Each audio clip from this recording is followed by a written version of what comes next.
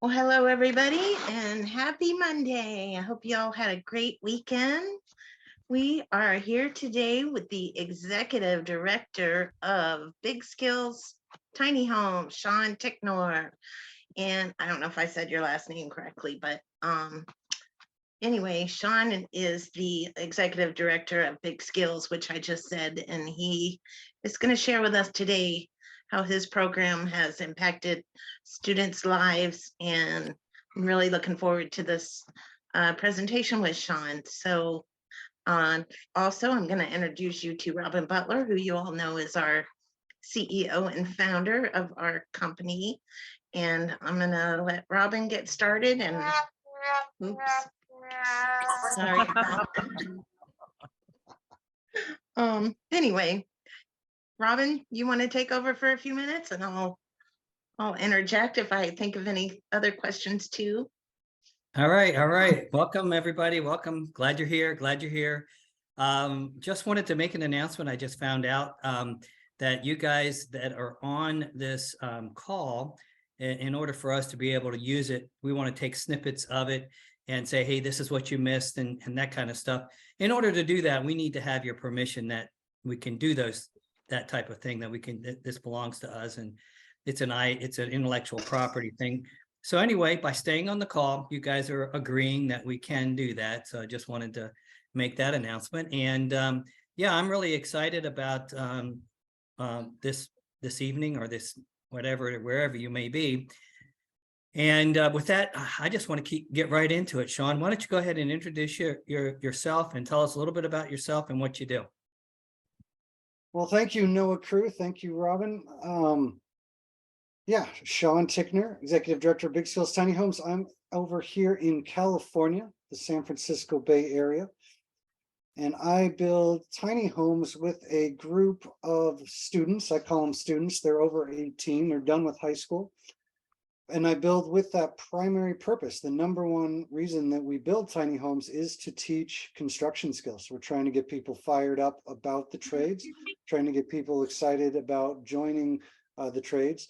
And the tiny house for us is just that perfect median where people are able to try almost all of the trades and then kind of see what jives with their personality. So we're trying to mesh people's talents with the opportunities that are out there.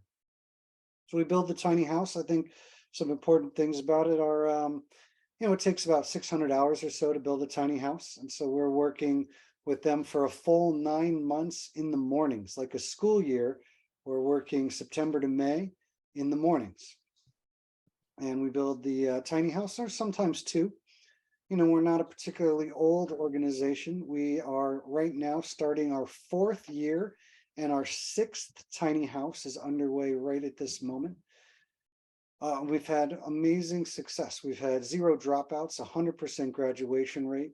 People that finish the program, the vast majority go on to work in the trades. But Yes. Sean, what happens if one of the students, you have to have special insurance? What do you put them on as employees and cover them with workman's comp? How do you handle somebody getting hurt on the job site? It's a very important question. There's 3 requirements to be a student. 3 requirements to be a student. 1, they're over 18. 2, they've got to have medical insurance. And 3, they got to want to learn how to build. So that is a requirement. We do call them students, and so they are not employees, and they are required to have medical insurance. Excuse me. Let me jump in here, Sean, for real quick.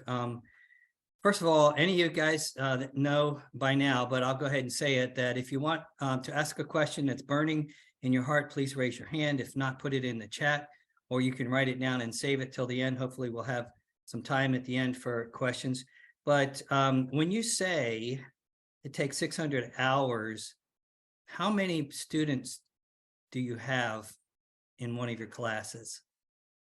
Great question. I work with 4 students at a time, and I don't count any of their hours. I think it's a complete wash. The amount of time it takes me to teach and to demonstrate is offset by the time they help me a lot when it comes to painting or different, some things they help me a lot and some things they slow me down a lot. I think it's probably a wash. So it's not person hours.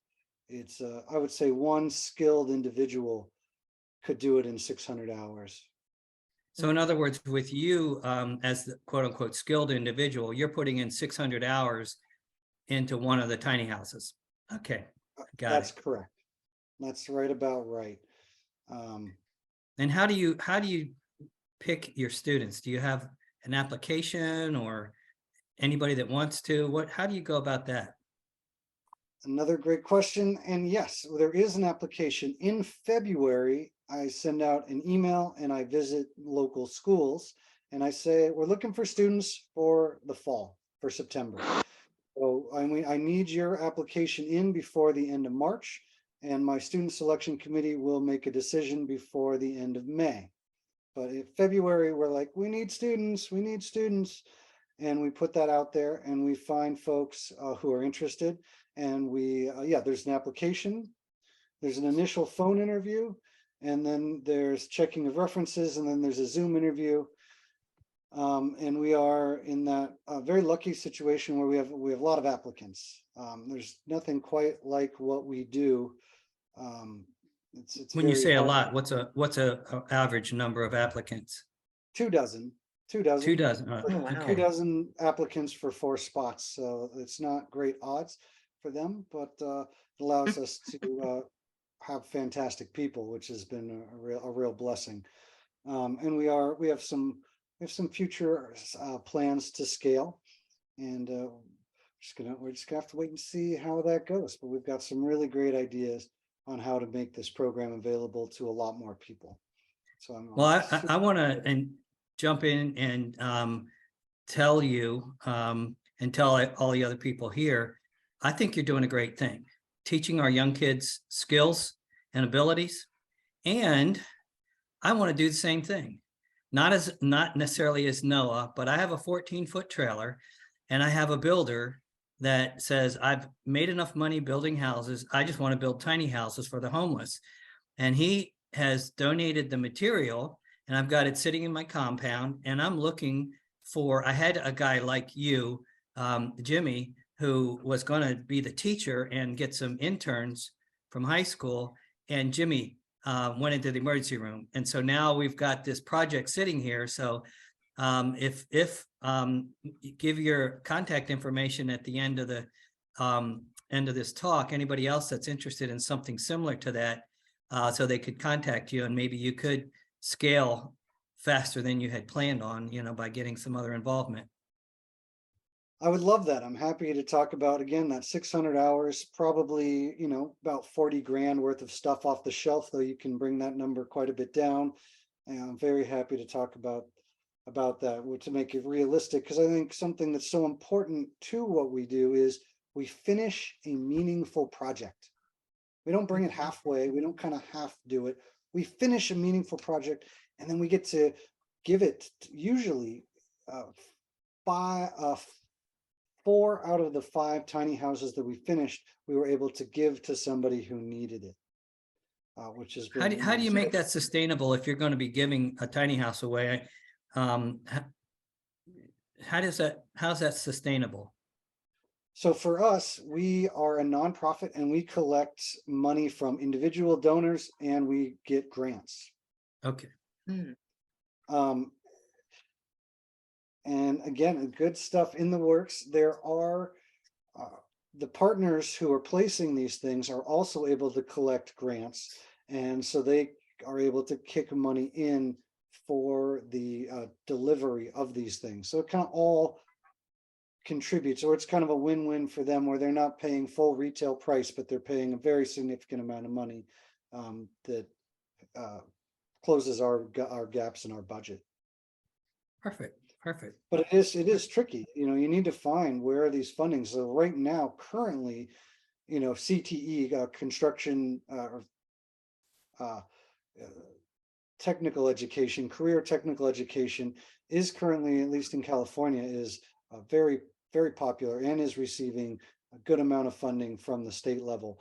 But as we all know, the state is fickle. The state is fickle, and they will change what they think is important and what they will fund. But currently, there's a lot of good grants for that kind of education, and I think that that will be true for at least a few years. But eventually, there will be a new shiny object, and it will no longer be the CTE, which it is now.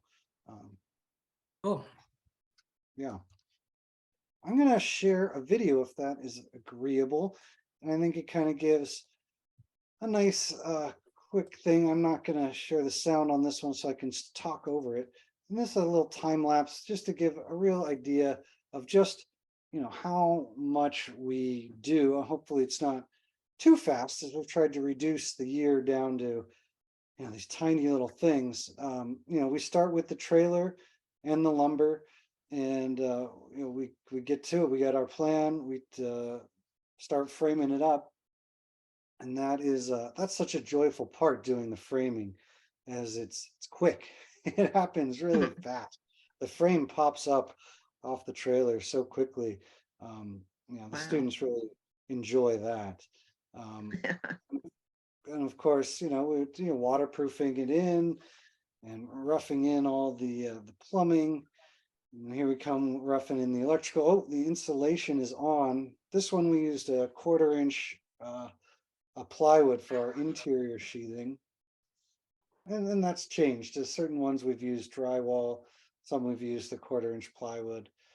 And here we go, putting down the flooring. This is a great group. This was the full-on COVID year. We masked most of the year. We got to do tile in the Wow. bathrooms. We did use the T111 on this one, which has its pluses and minuses. This one did have a loft. This one had a loft that was accessible for the dogs. This had a dog loft. This was a guy and 3 dogs who lost his home in the Butte fire, or in Butte County in the Bear Fire. I'm starting to see this thing put together. And the kitchen was kind of snuck underneath the stairs.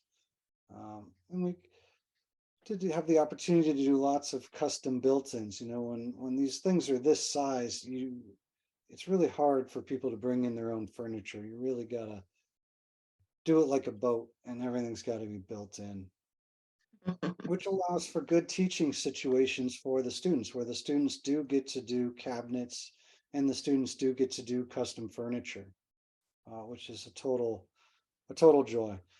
Here the dogs showing proof of concept. The dogs can easily navigate the stairs up to the bed. And here's the next one. We're doing another round here. This one was a little bit longer, and this one ended up going to a family. And gosh, it's tough to make it work for a family the size. I really like doing them for one person, because I think they make wonderful studio apartments. But it's a little tricky for more than a studio apartment. But this one did have a master bedroom, which we'll see when we get to the end of it. This one had the metal siding, which I really liked. It was difficult to install, but then you're done. There's no painting of it. It's there. It's a nice maintenance-free surface, and I think the people who got it, who were also wildfire survivors, like, they appreciate that it's non-combustible. Getting the pipes put on underneath, getting it all ready to roll. There's the master bedroom. And a little sleep pod for these guys. Yeah, there's the families there on the far right, if they're there for a sec, in that last picture. But here's the tour of this one. This was a 8.5 by 24 foot trailer. There's a little storage loft above the master bedroom. I sure hope that they keep it as storage and don't try and have people live in there. I don't think it's quite right. Did do this kind of the sleep pod, like in a train or a bus. Yeah. Which is how we made it work for 3 people in the limited amount of space. Then put a counter on top of it. I think again, great for the students to try all the different disciplines and then get to see this go to somebody who really needs it. I think it's super meaningful for them. There's a little peek into the master, which kind of can, the foot of the bed is the wall, and then you can access it from either side. I like which I that think, feature. that's the way to make the most use of it, as far as we can tell. And there's a loft up there, but it really just for storage is our hope. You always need more storage. There's the little full bathroom and the shower. And that's kind of the deal. So that's Very nice. You can kind of get a feel for that's what we do. We build the whole thing. And the reason, again, is that education is so important, and we work towards getting the students something that they can do. I've got a little video of what the students say, which I think is worth seeing, because they're the Before ones. you do that one, Sean, let me Yeah, please. ask a question. I noticed, and we were talking about this last week, that you have a sink of some kind in both of your bathrooms, or all of your bathrooms. And Yes. one of the things we were talking about was, now with the National Electric Code, there needs to be a separate 20 amp circuit just for that one bathroom if you have that bathroom, and you have to have two appliance circuits in the kitchen. However, the sink does not have to be in the bathroom. And what and just so you know, a lot of people are doing, they're putting a shower and a toilet in the bathroom and then using the kitchen sink to wash their hands when they come out, because usually it's right outside the bathroom door. That eliminates one entire 20 amp circuit in your tiny house. Oh, I appreciate knowing that. We go nuts with our circuits because we're teaching. We put in like 12 circuits just because for the one we're building now. Yeah, we've got 3 circuits just for the kitchen, 2 circuits for the lights. I think in this one we've got 12 total circuits, and we know we're going way over. And it is that I want each student to do 2 or 3 of their own circuits. We go a little bit nuts. We go way over because we want to teach. Yeah. But And maybe you thank want you to so put much for that tip. Yeah, just a thought out there in case next time you design something, if you want to go that route. You don't have to, but we're always looking for ways that we can make it more efficient and less expensive. That makes sense. The wires are expensive. The breakers are expensive. It's no doubt about it. Yeah, No, and those fancy sinks you're putting in there, they're not cheap either. they're not nothing. No doubt about it. They're not a couple $100 or maybe sometimes more. Yeah. Well, without further ado, I will play the student video. I think it's really cool to hear what the people who've done this think about doing it. I have a summer internship job with one of the contractors that actually came to speak with us when we were building the house. Sean had guest speakers come in, electricians and painters and carpenters and contractors. And so I started working for one this summer. It's been a couple weeks, and I love it. So I can't wait to keep using what Sean taught us and go even further. I used to be like a lot more antisocial and very cautious when I'm talking to other people. And I would be very, very shut in. I would barely even talk.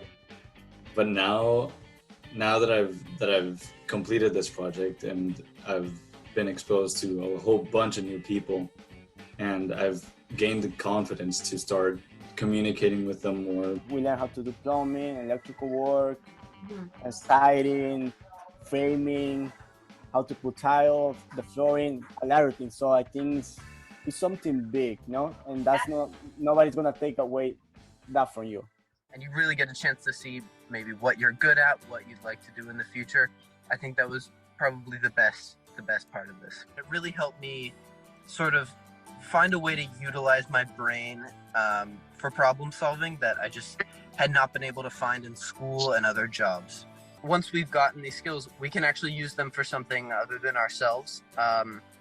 and that's really amazing. I don't think you see that too often. Build a house and then you give it to a homeless person. You know, it's like a direct thing you feel good about. And so many people are homeless, so it's like a really, really, just like the skills, it's just like really practical thing to do. This job's really important to me because I've joined a crew of pretty fabulous people.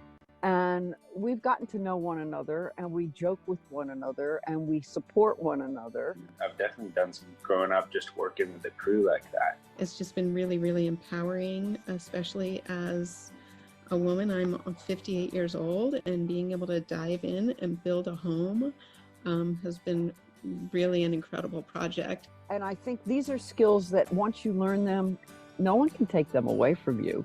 I get to build somebody's home along with 4 or 5 other people, and it's an incredible gift.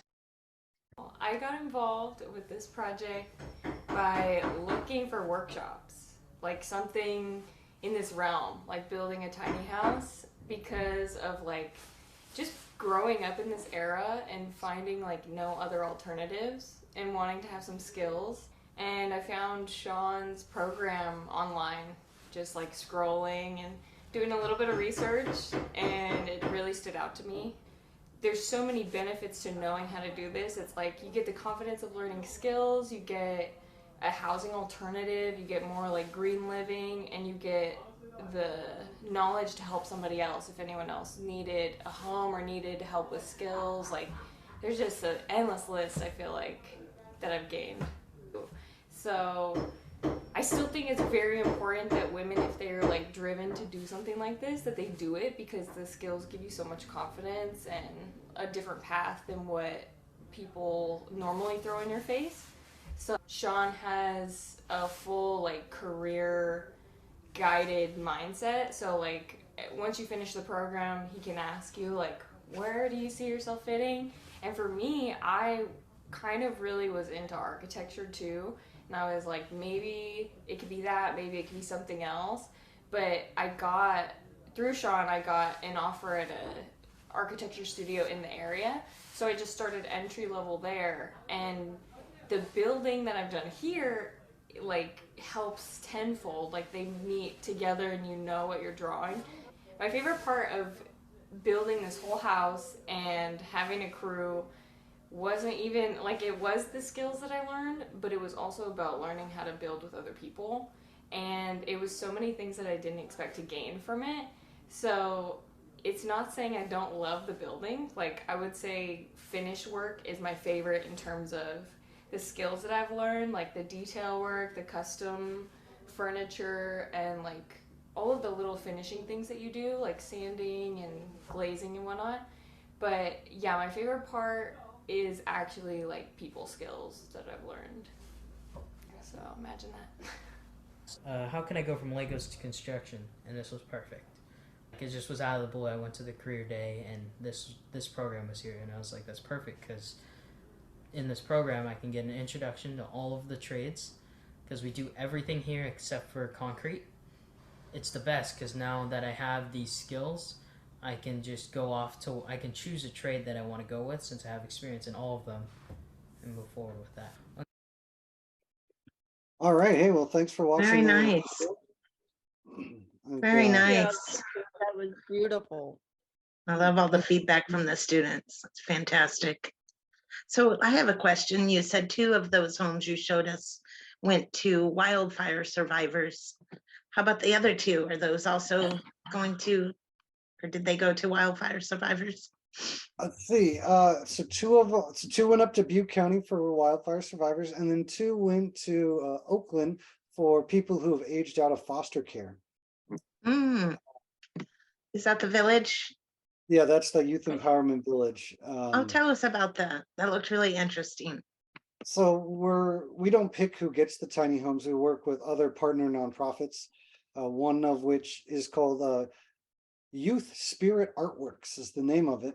And they started working with foster kids, and they soon discovered that and they were doing art with them as an expression. And they soon discovered that, wow, when they hit 18, the government safety net goes away. And so they made it their mission to provide 100 homes for 100 youth. And so they started working on that. And so their plan is to do 4 villages. And the first village has 28 tiny homes. 24 are for the youth and 4 are for social workers. And it is their plan to do a total of 4. And of those 28, we've built 2 of them. Two of the 28 are there. And they're much simpler, and they're their design. They provide the design and the materials, and we provide the labor. But they have no plumbing. They're simple. I call them dorm rooms, a bedroom and a closet. And then they have a group glamping. Yeah, they got group bathrooms, and then they've got some big yurts for kitchen and dining, and another big yurt for art and gathering. Very cool organization, YSA, Youth Spirit Artworks. Yeah, it's our pleasure to be able to help when we can with them. And that's such a great thing. That is I couldn't great. imagine being ready to be out on my own at 18 with no support. I mean, that's it's nuts. What are you working on now, Sean? What's the project you're working on? The one right now, the ink has not been penned on it. Hopefully I've got this great thing. See, we're being recorded, so what can I say? We're hoping to work. We are working with a local nonprofit. So Butte County is like 3 hours away from us. So we're working with the nonprofit that's in our county, much closer, and they do affordable housing. So instead, it's our hope that they will be going closer and become affordable housing forever. I'm not sure if they do a Section 8 model or what. Can't remember exactly how they do it, but it is our hope that they come, that they don't go as far from home, far from where they're built. And there's just great possibilities. But gosh, yeah, nothing. We haven't signed the thing, so. Yeah. So More basically, to do you build just in the summertime, or what do you do in the The wintertime? reverse. The reverse. We build not in the summer. We build like a school year. So we start in September and we end in May. Oh, okay. So one whole school year for one whole tiny house. Yeah, 1 or 2. Yeah. You can do 2 in that. Okay. All right. That's cool. I like that. I like that idea. Yeah. I did one talking to the Coalition for the Homeless and in our area, and they said their biggest problem is they have a 2-year program, and once the guy or gal goes through that 2-year program and they leave, they say they have this high success rate, but they don't have any way of following up and making sure. And so they thought tiny houses would be a good project. The city, he said, I'm sure the city will give us some lots. We can tear the old house down and put 2 or 3 tiny houses on. And his plan was to, quote unquote, let the person live in the tiny house for that 2 years, and then owner finance that tiny house, let them take it with them, so that they would have a reason to follow up with them and stay in touch with them, as far as, hey, how you doing? Want to make sure, that kind of a thing. So just another thought idea that we were looking at one point in time. That's great. I think that I love the idea of somebody building it and living in it, whether they're coming out of criminal justice, whether they're dealing with homelessness or foster care. I think you will save the money to fund the whole project in maintenance savings. So if somebody built it, they will maintain it. There will be almost zero maintenance costs because of that pride of ownership. So whatever the places are spending on maintenance, I think you could almost take it almost all the way out, because they'll know how it was built, they'll know how to fix things, and they'll be nice to it because they built it and they feel that ownership of it. I really, on the horizon, long term, I would love to see a program, people coming out of criminal justice, people coming out of homelessness, something where they're able to live in community with one another because they understand each other's unique situations, build the home and live there until they want to leave. And if they never would be forced to stay, but to be with people who understand them, I think is helpful for them. And then leave with or without the tiny house. Maybe they pay it forward. Maybe they can use it as some sweat equity there. I think all those are good ideas. One question I have for you, and any else guys have questions, feel free to ask. But one question, I noticed that in your videos that you basically just have a garage, a tarp, something set up in a parking lot. Is that pretty much your model? Is you don't really build inside of a warehouse or a conditioned space? You're in you're in the outdoor elements. And if that's true, then how do you handle like tools, electricity, for power tools and things like that? Great question. Let's see. So yes, we build in a parking lot. Right now we build in the parking lot of an old gas station. And we are outside. The tools live in a shipping container. So I've got a shipping container where all the tools go inside.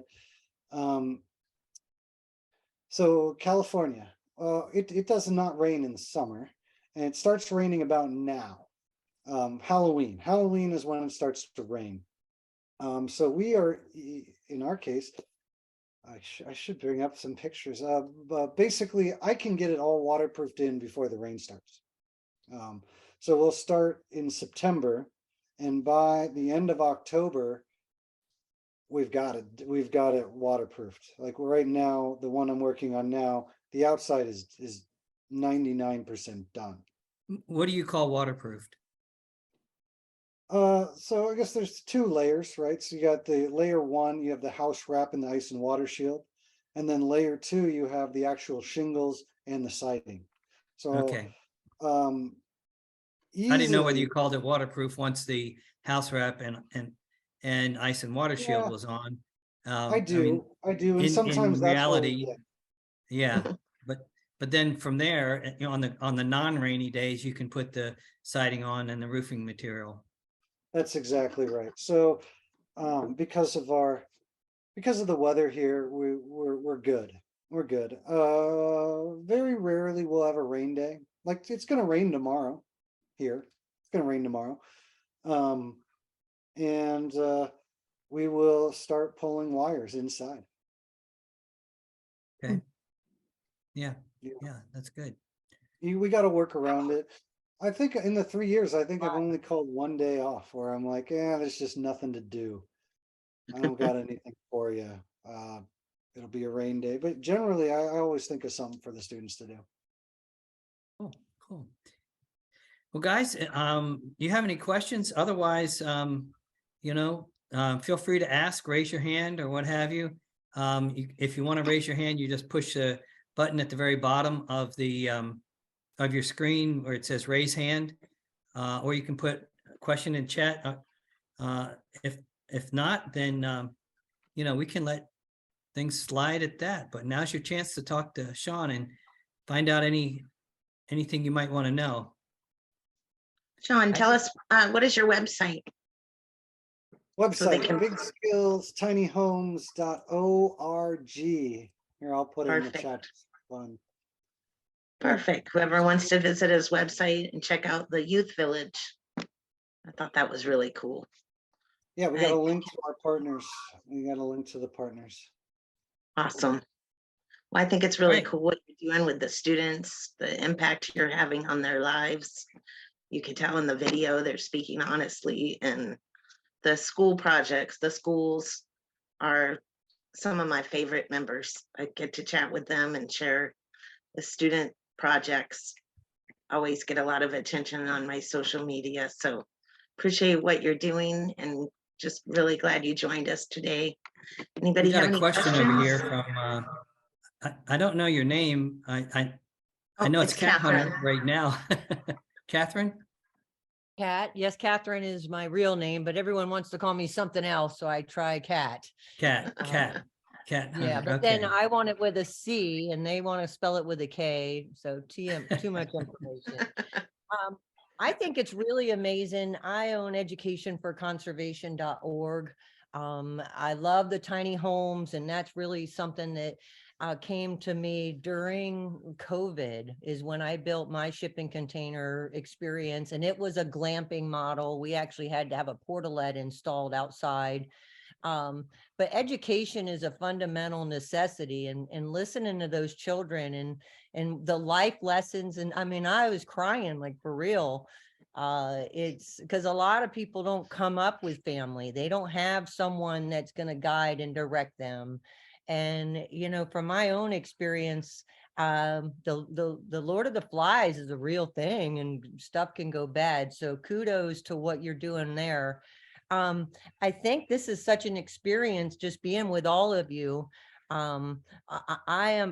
I work for Advanced Green Energy also, and we are moving into Hazard, Kentucky, where there was all these floods and there's all these homeless people there. And I'm interested in knowing, is there a way to, you know, how do you find these organizations that are helping these homeless, you know, the people that have lost their homes? And, you know, where can I go to say these people could, you know, could they be considered also? Because after our last meeting on Friday, and you said it's going to be 2 years for a manufacturer to be able to manufacture them, that seems hard. To how are we going to be able to help people in that way? So that's what I'd like to know, is just how can you help me help more people like you're helping people? Thanks, Kat. And can you lower your hand, please? Oh, no. Yeah, the way I found other organizations, it was hard. Like, I knew I was building these tiny homes and I was going to have them. And it took me a while to find. So I was literally Googling tiny homes for good, tiny homes for the homeless, tiny homes for veterans, and then calling people and saying, you know, I'm going to be building these things. Where can they go? Like, how can these be of help to other people? And that's what I was doing. I was Googling it. Tiny homes for good, tiny homes for veterans, tiny homes for the homeless, and then just dialing numbers, and until somebody started calling back, be like, oh yeah, we could use it. We could use a tiny house. And when they realize that you're willing to give them it, you know, that really does change the game. You're not coming at them for money or for something like that. But I don't, you know, I don't know of any large, like, I don't think the Red Cross is interested. But I don't know, you know, there's no reason to rule anybody out. You know, start making phone calls, and as changing my hat a little bit to the builder hat, you know, money, time, and product. You need to be clear about these things, and then people can deal with you. Like, if you aren't clear about timing, or you're not clear about money, or you're not clear about what you got, it's just too vague for anyone to make a decision. So you'll want to know, what do I have? When do I have it? And how much does it cost? That's what the other organization needs to know in order for them to make a decision, if you're somebody they want to work with.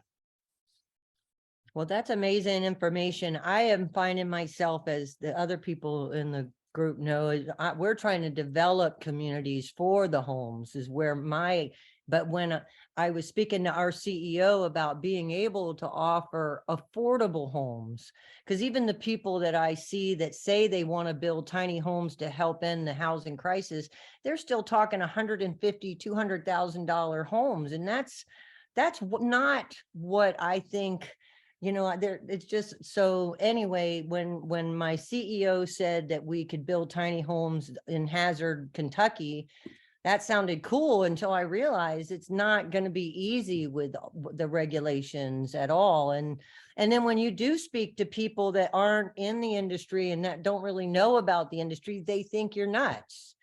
They don't understand the concept or the reason, or how would somebody live like that. And, you know, so then you're just barking up trees that those aren't trees I want to bark at. I'd rather collaborate with people like you, and I would like us to be the United Way for tiny living, at Living Life Tiny. So if someone wants to know how can they qualify to get a house built by Big Skills Tiny Homes, they could, you know, like we have to start collaborating, and that's what I'm trying to learn is how to get us all. Yeah, it's such a tricky, sticky process. We would not build for some person who, even if they were a most amazing person, we would just say, no, you need to go, we work with this partner nonprofit and that partner nonprofit. They're gonna work out that. I feel like I don't want to be, you know, picking. I don't want to pick, frankly. I don't want to pick who gets it. I'm gonna work with somebody else who picks it. They can deal with that half. I will deal with my building and education half. When I'm Beautiful done, mind. they can deal with that. You know, for here, you know, in Butte County, they lost 60% of their homes to wildfire in 3 years. So they didn't care about regulation. The ones that we sent up there, we did not do NOAA certified, because they don't care. They just want people to come home. And I don't know what it's like in Hazard County, but that's what you want, is wherever it's going, that's who you talk to. That's whose Okay, rules and thank you. regulations you follow. And Beautiful. maybe we could get Hazard County on board with doing NOAA, and that would be nice. But basically, wherever it's going, that's the person's rules you follow. Okay. That's Thank you so much. who you're going after it. And we were at a tiny house show in Georgia where this builder brought 2 homes, and he builds for FEMA. And so he's doing 150 homes right now. And I think they're going in where the hurricane came through. So I know he did Katrina. I did 400 homes there, and he did some in Haiti. So that's another possibility, if you're interested, is talk to FEMA and see what their requirements might be in order to get All some right. housing going there. Thank you so much, guys. Yeah, All and right. if you know that guy would be a great guy to talk to, because he's the one who's figured out how to drive down the cost. Like he's Yeah, not yeah. building them for 100. Yeah, maybe we can get him on, Leanne. He 23. just signed up with NOAA, so maybe we can get him on. Yes, One we'll time. talk about that. All right. Well, anybody else? Otherwise, I'm gonna turn it Questions? back over to Leanne and let you go ahead and wrap us up. All right, no more questions, comments? I don't see any, so Something in Sean, the I chat. just want to thank you again for, sorry? Something in the chat. Oh, that's just my website. No questions in the Yeah. chat, as far as I can Big, tell. BigSkillsTinyHomes.org, just in case you want to check out Sean and his program some more, the impact he's having on these students. Even though they're over 18, they're still considered students. I call But them anyway, kids, accidentally. yeah, kids, right? Sounds like you're really building some not only construction skills, but life skills too. And they're forming relationships, which is really cool to see. So I just want to say thank you so much for accepting my invite to present and chat with us tonight. We love what you're doing, and so we appreciate your time. And tomorrow night, we're going to have Lindsay Wood, who's the tiny house lady. She's going to talk about different kinds of tinies, along with the codes and standards. So same time, same place. You guys have a great evening.